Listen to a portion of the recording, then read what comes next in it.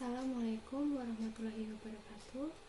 Perkenalkan, kami dari kelompok 3 yang beranggotakan saya sendiri, Erlinda Rena Dewi, NPM 19133100013, dan Mbak Sri Suharni, NPM 19133100024. Di sini kami ingin mempresentasikan berfokus pada pengukuran perilaku biaya, di mana memahami dan mengkuantifikasi bagaimana aktivitas organisasi itu mempengaruhi biayanya. Memahami perilaku biaya sangatlah fundamental bagi akuntansi manajemen, karena pada kasus dunia nyata, manajer membuat keputusan yang sangat buruk untuk menghentikan lini produk, penutupan pabrik manufaktur, atau menawar terlalu tinggi atau terlalu rendah pekerjaan karena mereka memiliki informasi perilaku biaya yang salah. Yang pertama yaitu pemicu biaya dan perilaku biaya.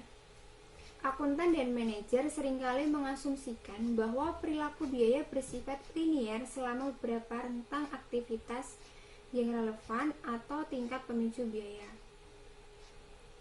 Dalam perilaku biaya linier, dengan garis lurus, karena kita mengasumsikan setiap biaya bersifat tetap atau variabel. Rentang yang relevan menyatakan interval aktivitas pemicu biaya di mana hubungan spesifik antara biaya dan pemicunya akan valid. Biasanya manajer mendefinisikan rentang yang relevan berdasarkan pengalaman sebelumnya mengoperasikan organisasi pada tingkat aktivitas yang berbeda. Pemicu biaya utama adalah volume produk yang dibuat atau jasa yang disediakan, karena biaya semacam itu mudah ditelusuri ke produk atau jasa.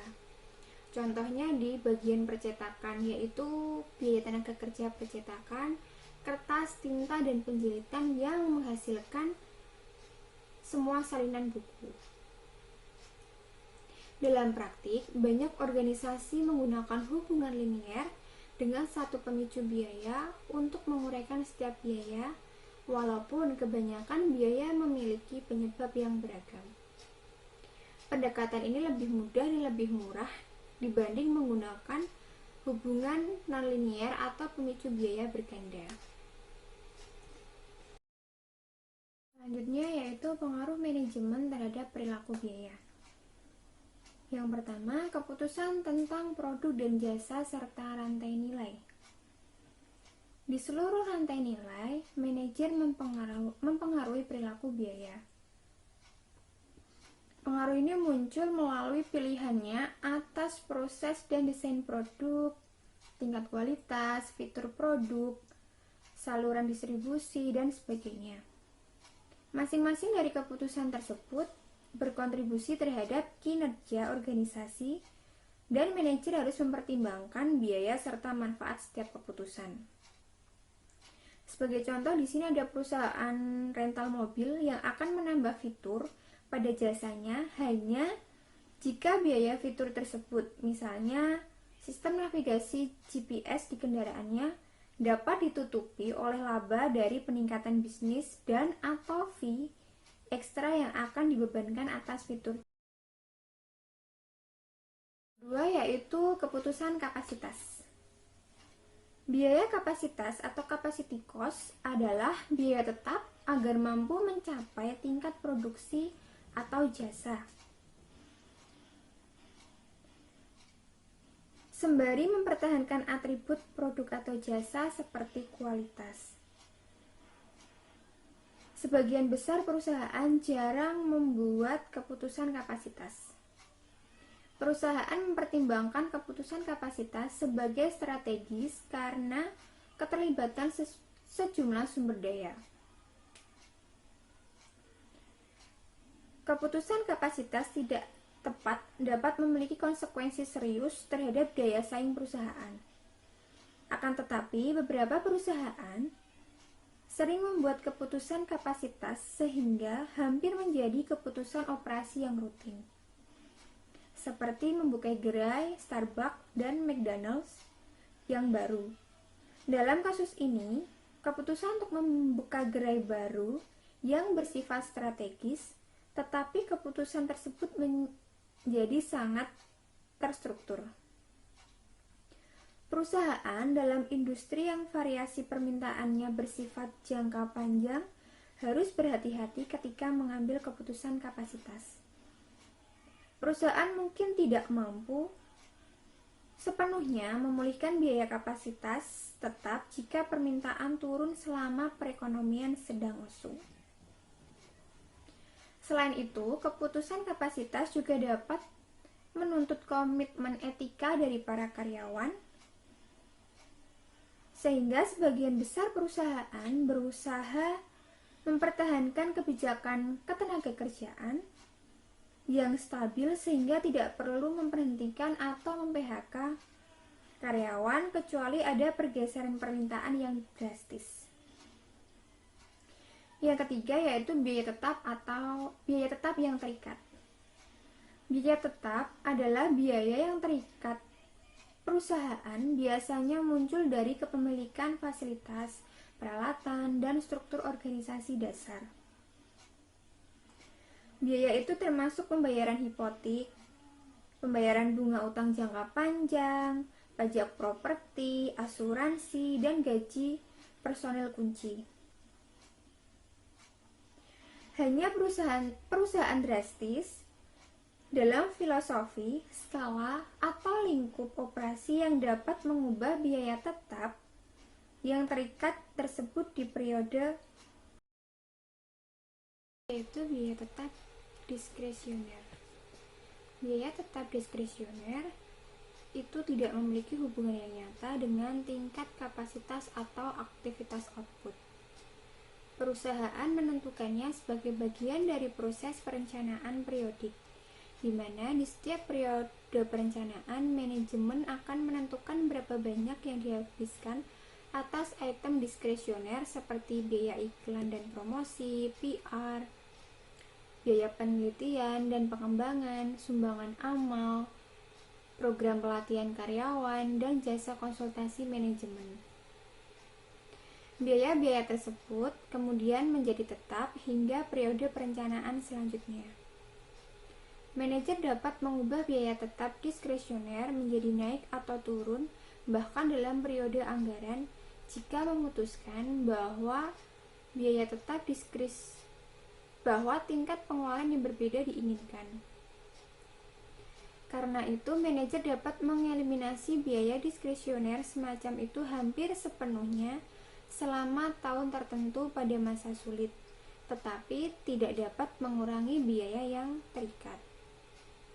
Biaya tetap diskresioner mungkin penting bagi pencapaian tujuan organisasi dalam jangka panjang, tetapi manajer dapat memvariasikan tingkat pengeluaran secara luas dalam jangka pendek. Seperti contoh pada Marietta Corporation yang sedang mengalami kesulitan keuangan. Penjualan produk-produk utamanya menurun dan manajemen Marietta sedang mempertimbangkan pemotongan biaya kembali untuk sementara. Manajemen Marietta harus menentukan mana dari biaya tetap berikut yang dapat dikurangi atau dieliminasi dan beberapa banyak uang yang akan dihemat. Untuk yang pertama itu biaya tetap ada iklan dan promosi, penyusutan, pelatihan karyawan, gaji manajemen, pembayaran hipotek, pajak properti, dan penelitian serta pengembangan. Totalnya ada 3.700.000. Marietta mengurangi atau mengeliminasi setiap biaya tetap tersebut, dan itu bergantung pada kinerja jangka panjang Marietta. Sehingga Marietta mengatur ulang biaya-biaya tersebut menurut kategori biaya yang terikat dan diskresioner, dan analisisnya dibagi menjadi dua. Yang terikat yaitu ada penyusutan, pembayaran hipotek, pajak properti, itu totalnya 1.250.000, dan untuk diskresional atau penghematan potensial ada iklan, promosi, pelatihan karyawan, gaji manajemen, penelitian dan pengembangan, sehingga total biaya diskresioner ada 2.457.000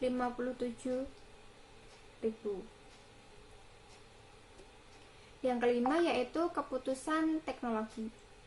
Salah satu keputusan paling penting yang diambil manajer adalah memilih jenis teknologi yang akan digunakan organisasi untuk membuat produknya atau memberikan jasa.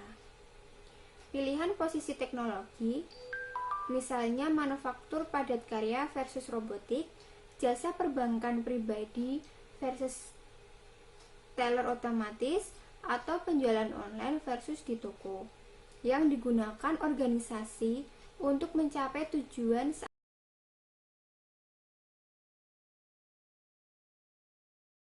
saat ini dan merespon perubahan lingkungan, misalnya perubahan kebutuhan pelanggan atau tindakan pesaing. Yang keenam yaitu insentif pengendalian biaya. Insentif yang diciptakan manajemen untuk karyawan dapat mempengaruhi biaya masa depan. Manajer menggunakan pengetahuan tentang perilaku biaya untuk menetapkan ekspektasi biaya, dan karyawan mungkin menerima kompensasi. Yang selanjutnya yaitu fungsi biaya. Ada beberapa alasan mengapa fungsi biaya itu penting. Yang pertama, perencanaan dan pengendalian adalah aktivitas organisasi yang memerlukan estimasi yang akurat dan bermanfaat atas biaya tetap dan variabel di masa depan. Yang kedua, memahami hubungan antara biaya dan pemicu biayanya, yang akan memungkinkan manajer di semua jenis organisasi yang mencari laba, nirlaba, dan pemerintahan untuk membuat keputusan operasi, pemasaran, dan produksi yang lebih baik, untuk merencanakan dan mengevaluasi tindakan, serta untuk menentukan biaya yang tepat bagi keputusan jangka pendek dan jangka panjang. Langkah pertama yaitu adalah pengukuran biaya. Mengukur perilaku biaya sebagai fungsi pemicu biaya yang tepat. Langkah kedua, menggunakan ukuran biaya tersebut untuk mengestimasi biaya masa depan pada tingkat aktivitas pemicu biaya. Yang selanjutnya yaitu fungsi biaya. Ada dua alasan mengapa fungsi biaya begitu penting. Yang pertama yaitu perencanaan dan pengendalian, yaitu aktivitas organisasi yang memerlukan estimasi yang akurat dan bermanfaat atas biaya tetap dan variabel di masa depan. Yang kedua yaitu memahami hubungan antara biaya dan pemicu biayanya akan memungkinkan manajer di semua jenis organisasi yang mencari laba, nirlaba, dan pemerintahan untuk membuat keputusan operasi, pemasaran, dan produksi yang lebih baik, untuk merencanakan dan mengevaluasi tindakan, serta untuk menentukan biaya yang tepat bagi keputusan jangka panjang dan jangka pendek. Ada dua langkah, yaitu yang pertama, pengukuran biaya. Mengukur perilaku biaya sebagai fungsi pemicu biaya yang tepat. Langkah yang kedua yaitu menggunakan ukuran biaya tersebut untuk mengestimasi biaya masa depan pada tingkat aktivitas pemicu biaya yang diharapkan. Yang pertama yaitu bentuk fungsi biaya. Untuk menguraikan hubungan antara biaya dan pemicu biayanya, manajer seringkali menggunakan persamaan aljabar yang disebut sebagai fungsi biaya. Sebagai contoh, di sini ada biaya departemen pemeliharaan fasilitas bulanan, yaitu hasil dari biaya pemeliharaan tetap bulanan ditambah biaya pemeliharaan variabel bulanan. Biaya variabel bulanan itu adalah hasil dari biaya variabel per hari pasien dikali jumlah hari pasien pada bulan tersebut. Misalkan Y adalah biaya departemen pemeliharaan fasilitas bulanan, F biaya pemeliharaan tetap bulanan, V biaya variabel per hari pasien, dan X adalah aktivitas pemicu biaya dalam jumlah hari pasien per bulan. sehingga kita dapat menuliskan fungsi biaya bauran sebagai Y sama dengan F ditambah V kali X. Fungsi biaya bauran ini memiliki bentuk garis lurus yang familiar atau disebut biaya fungsi linier. Jika kita menggambarkan fungsi biaya F adalah perpotongan titik pada sumbu vertikal,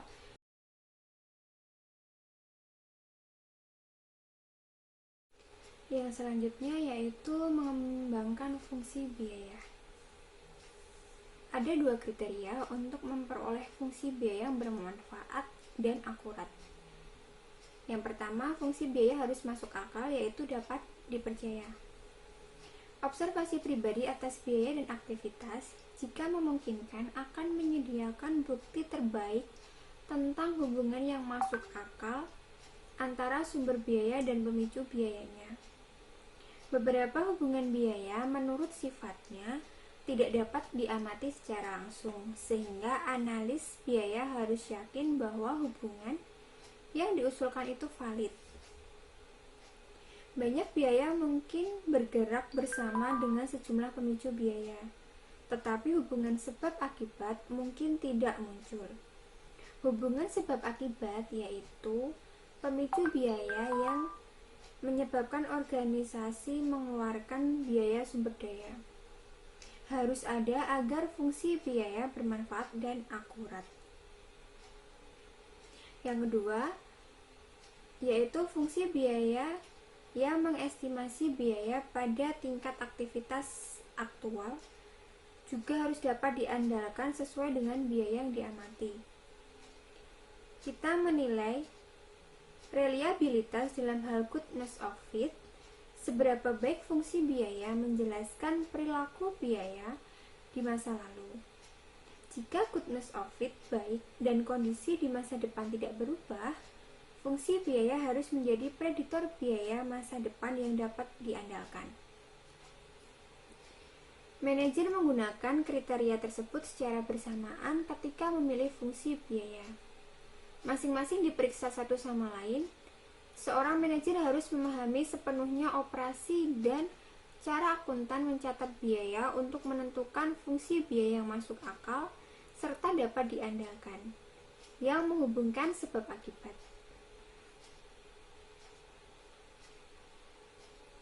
Yang selanjutnya yaitu pilihan pemicu biaya, yaitu analisis aktivitas. Manajer menggunakan analisis aktivitas untuk mengidentifikasi pemicu biaya yang tepat dan pengaruhnya terhadap biaya pembuatan produk atau menyediakan jasa. Produk atau jasa akhir dapat memiliki beberapa pemicu biaya karena produksi mungkin melibatkan banyak aktivitas yang terpisah. Manfaat terbesar dari analisis aktivitas adalah hal tersebut membantu akuntan manajemen mengidentifikasi pemicu biaya yang tepat bagi setiap biaya. Contohnya ada di pertimbangan Northwestern Computer yang membuat dua produk komputer personal, yaitu plug-in music board dan hard disk drive. Kedua produk itu terdiri dari biaya bahan, biaya tenaga kerja, dan biaya pendukung. Di masa lalu, sebagian besar pekerjaan atas produk Northwestern dilakukan secara manual. Namun dalam situasi semacam itu, biaya tenaga kerja merupakan pemicu utama biaya pendukung. Secara rata-rata, biaya pendukung adalah 2 kali biaya tenaga kerja. Dengan menggunakan pemicu biaya lama, yaitu biaya tenaga kerja, prediksi biaya pendukung akan menjadi biaya tenaga kerja per unit sebelumnya untuk Mozart Plus yaitu 8,5 dan Power Drive 130. Prediksi biaya pendukung yaitu 2 kali biaya tenaga kerja untuk Mozart Plus yaitu 17 dan Power Drive 260. Dengan menggunakan pemicu biaya yang lebih sesuai berdasarkan proses produksi baru, jumlah komponen yang ditambahkan ke produk yaitu prediksi biaya pendukung menjadi sebagai berikut.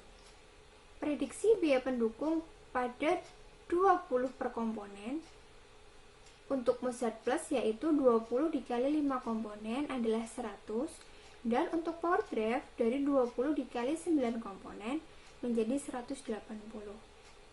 Perbedaan prediksi biaya pendukung antara fungsi biaya lama dan baru untuk Mozart Plus adalah 83, yaitu lebih tinggi, dan untuk Power Drive 80, yaitu lebih rendah. Dengan menggunakan pemicu biaya yang tepat, Northwestern dapat memprediksi biaya pendukungnya dengan jauh lebih akurat. Manajer akan membuat keputusan yang lebih baik dengan informasi yang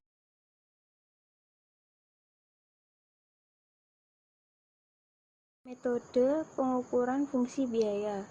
Setelah menentukan pemicu yang paling masuk akal berdasarkan biaya yang berbeda, seorang manajer dapat memilih dari beberapa metode untuk memperkirakan fungsi biaya.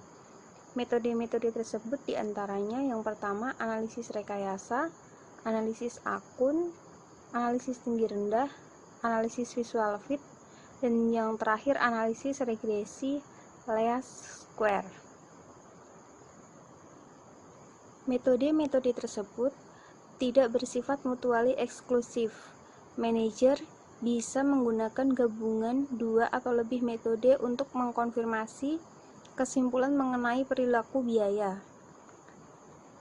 Metode analisis rekayasa dan analisis akun terutama bergantung pada analisis logika atas lingkungan biaya. Sementara analisis tinggi rendah, analisis visual fit, dan analisis regresi least square melibatkan analisis eksplisit atas dana sebelumnya.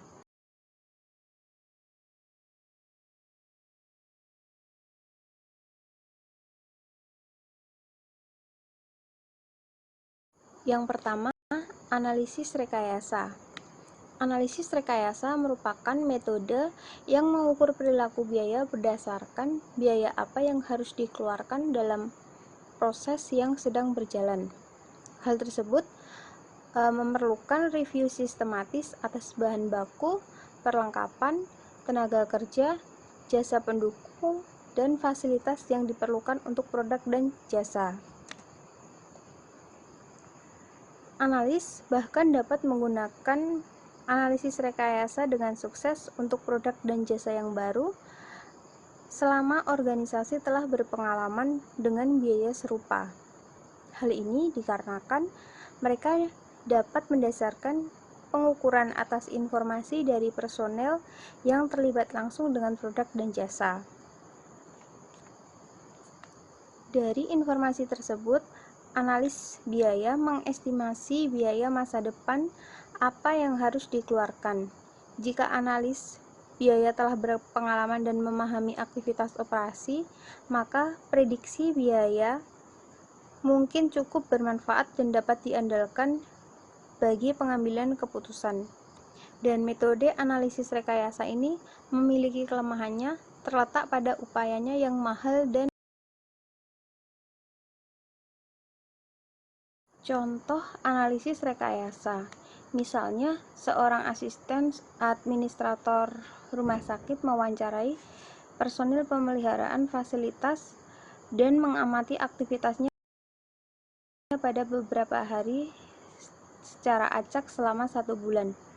Dan dari data tersebut bahwa pemicu biaya yang paling masuk akal untuk biaya pemeliharaan fasilitas adalah jumlah hari pasien, di mana estimasi gaji departemen dan beban peralatan saat ini tiap bulan sekitar $10.000 per bulan dan biaya variabelnya $5 per hari pasien. Jadi untuk persamaan aljabarnya Y sama dengan $10.000 per bulan ditambah $5 dikali hari pasiennya. Misal administrator mengharapkan dalam bulan depan itu 3.000 hari pasien. Nah, di situ dapat dicari dengan fungsi aljabarnya Y sama dengan $10.000 per bulan ditambah $5 dikali 3.000 hari pasien, sama Yang kedua, analisis akun, yaitu metode yang mengklasifikasikan setiap akun sebagai biaya variabel atau biaya tetap sehubungan dengan pemicu biaya yang dipilih. Analisis biaya kemudian melihat setiap saldo akun biaya dan mengestimasi biaya variabel per unit dari aktivitas pemicu biaya maupun biaya tetap periodik. Untuk mengilustrasikan pendekatan analisis akun, ada contoh, ada di buku halaman 100 tentang tabel yang menunjukkan biaya yang dicatat selama sebulan dengan 3.700 hari pasien, di mana analisis tersebut menentukan biaya mana yang mungkin bersifat tetap dan mana yang bersifat variabel. Di situ ada biaya bulanannya, gaji dan tunjangan supervisor, upah dan tunjangan pekerja per jam, penyusutan dan sewa peralatan, perbaikan peralatan, perlengkapan kebersihan, dan di situ dibedakan mana yang biaya tetap dan mana yang biaya variabel. Di situ yang biaya tetapnya gaji dan tunjangan supervisor serta penyusutan dan sewa peralatan. Untuk biaya variabelnya upah dan tunjangan pekerja per jam, perbaikan peralatan dan perlengkapan kebersihan. Di situ dengan total untuk biaya tetap $9.673 dan untuk biaya variabel sebesar $27.750. Pertama, jumlahkan semua biaya tetap untuk memperoleh total biaya tetap per bulan. Kemudian dibagi total biaya variabel dengan unit aktivitas pemicu biaya untuk memperoleh biaya variabel per unit pemicu biaya. Di situ tadi biaya tetap per bulannya $9.673 dan biaya variabel per hari pasien itu $27.750 dibagi dengan 3.700 hari pasien, sama dengan $7,5 per hari pasien. Dengan fungsi aljabar biaya bauran yang diukur oleh analisis akun adalah Y sama dengan $9.673 per bulan ditambah $7,5 dikali hari pasien. Metode analisis akun lebih murah dilaksanakan ketimbang analisis rekayasa, tetapi memerlukan pencatatan akun biaya dan pemicu biaya yang relevan. Selain itu, seperti analisis rekayasa, analisis akun bersifat subjektif karena analis yang memutuskan apakah biaya bersifat variabel atau tetap berdasarkan. Untuk yang ketiga, metode tinggi rendah. Jika data biaya yang mencukupi tersedia, analis biaya dapat menggunakan data historis untuk mengukur fungsi biaya secara matematika. Di sini, metode tinggi rendah adalah metode sederhana untuk mengukur fungsi biaya linear dari data masa lalu yang berfokus pada titik aktivitas tertinggi dan aktivitas terendah dan menyesuaikan garis melalui kedua titik tersebut. Di buku halaman 103 ada data untuk ilustrasi yang menunjukkan data bulanan yang dikumpulkan tentang biaya departemen pemeliharaan fasilitas dan jumlah hari pasien yang dilayani selama tahun lalu. Di situ terdapat biaya dan jumlah hari pasien.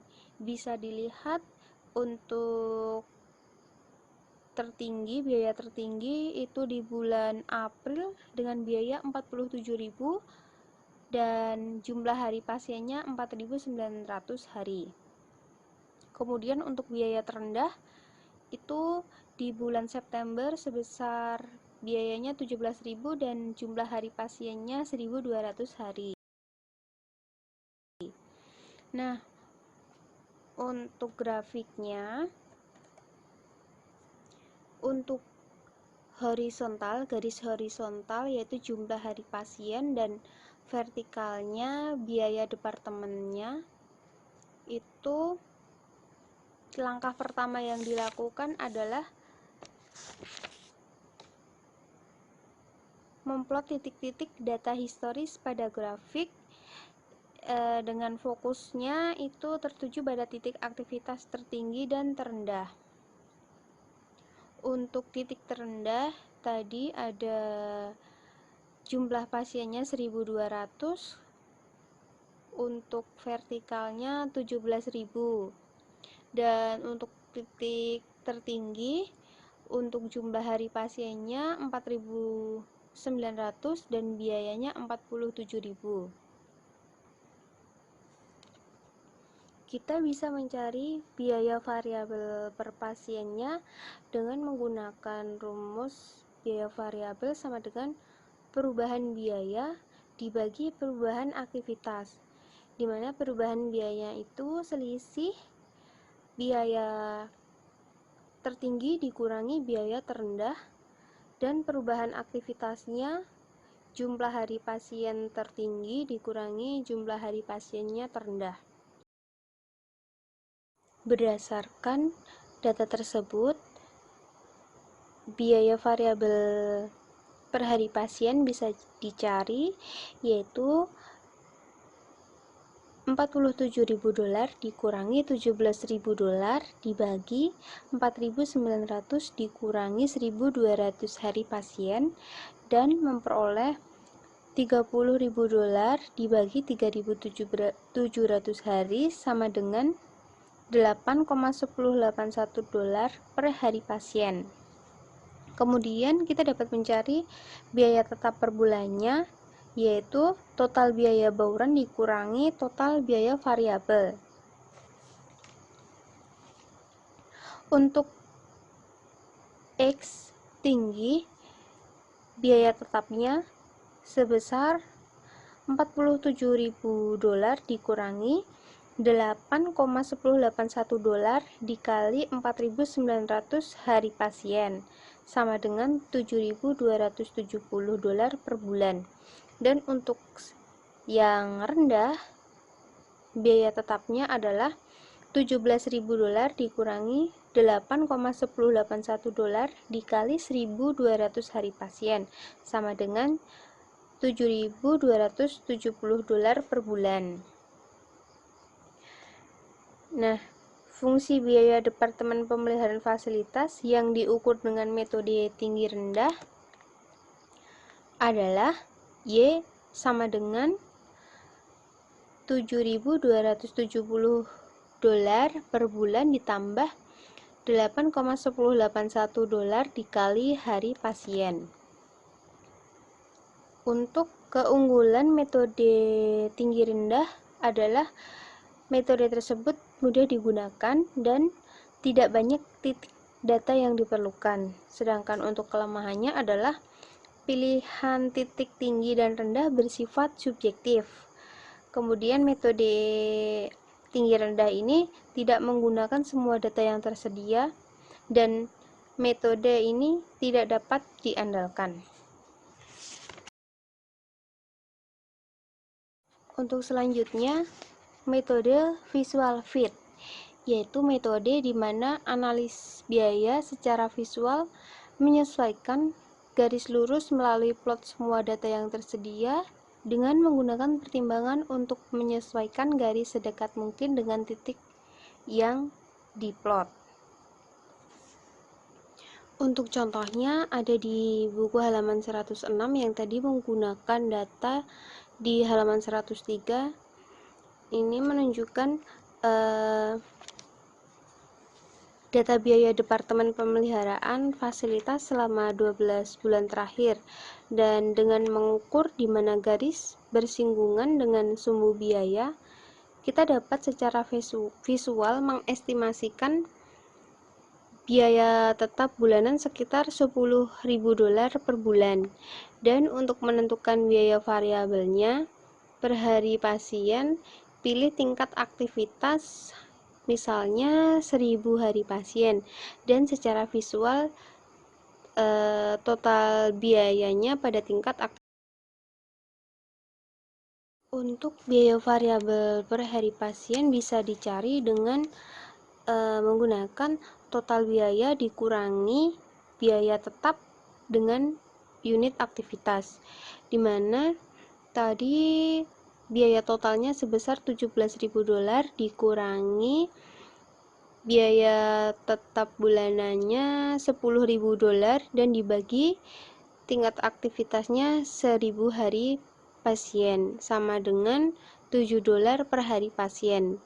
Dan kemudian fungsi biaya linear yang dapat diukur oleh metode visual fit adalah Y sama dengan $10.000 per bulan ditambah $7 dikali hari pasien.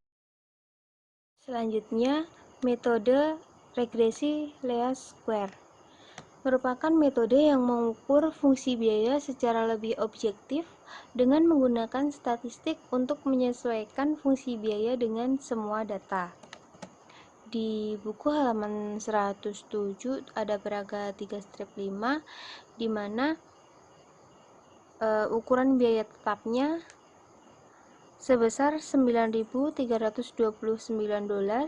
dan biaya variabelnya adalah $6,951 per hari pasien, dan untuk fungsi biaya linearnya adalah Y sama dengan $9.329 ditambah $6,951 dikali hari pasien. Metode analisis tinggi rendah, visual fit, dan least square merupakan metode yang lebih objektif daripada metode analisis rekayasa dan analisis akun, di mana masing-masing didasarkan pada bukti nyata dan menggunakan informasi biaya dan aktivitas dari periode berganda. Secara khusus, regresi least squares merupakan alat statistik utama yang menghasilkan baik estimasi fungsi biaya yang akurat dan ukuran yang tepat atas kesalahan estimasi yang mungkin melekat. Pertama, jumlahkan semua biaya tetap untuk memperoleh total biaya tetap per bulan. Kemudian dibagi total biaya variabel dengan unit aktivitas pemicu biaya untuk memperoleh biaya variabel per unit pemicu biaya. Di situ tadi biaya tetap per bulannya $9.673 dan biaya variabel per hari pasien itu $27.750 dibagi dengan 3.700 hari pasien sama dengan $7,5 per hari pasien. Dengan fungsi aljabar biaya bauran yang diukur oleh analisis akun adalah Y sama dengan $9.673 per bulan ditambah $7,5 dikali hari pasien. Metode analisis akun lebih murah dilaksanakan ketimbang analisis rekayasa, tetapi memerlukan pencatatan akun biaya dan pemicu biaya yang relevan. Selain itu, seperti analisis rekayasa, analisis akun bersifat subjektif karena analis yang memutuskan apakah biaya bersifat variabel atau tetap berdasarkan pertimbangannya sendiri. Selanjutnya, membandingkan ukuran biaya yang dihasilkan oleh kelima pendekatan. Jadi, dari kelima metode menghasilkan biaya tetap per bulan dan biaya variabel per hari pasien itu berbeda-beda. Dan metode regresi ini biaya tetap dan biaya variabel per hari pasiennya yang paling rendah. Di sini karena ukuran biaya regresi didasarkan pada teori statistik, maka lebih dapat diandalkan ketimbang yang diperoleh dari metode berdasarkan data lainnya. Jadi, manajer dapat memiliki keyakinan yang lebih besar tentang prediksi biaya dari fungsi biaya regresi.